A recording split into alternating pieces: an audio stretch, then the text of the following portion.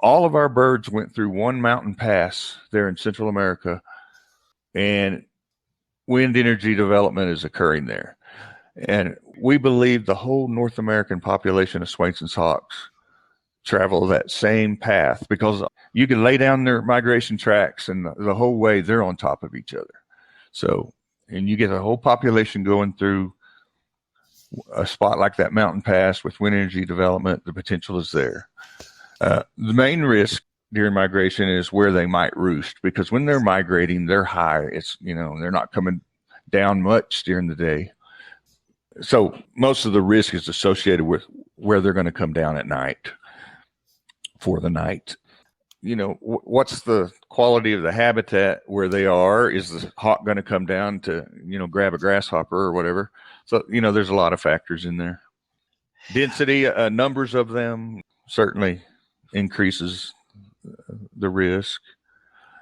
As far as the Swainson's hawk population that I work with, there's another issue. Swainson's hawks are very abundant here in the Texas high plains. But almost every roadside tree or group of trees or every homestead has elm trees that were planted here long ago, an exotic tree. That's where these Swainson's nest. They're not getting replaced. There's less people living out in the country. The roadside trees aren't necessarily being replaced. So it's kind of like the martin thing, losing a generation. We're getting ready to lose a generation of trees. And probably historically, the Swainson's hawk nested, off the high plains, in the rolling plains where there were occasional trees. They may have nested on cliff faces of the Caprock and Palo Duro Canyon.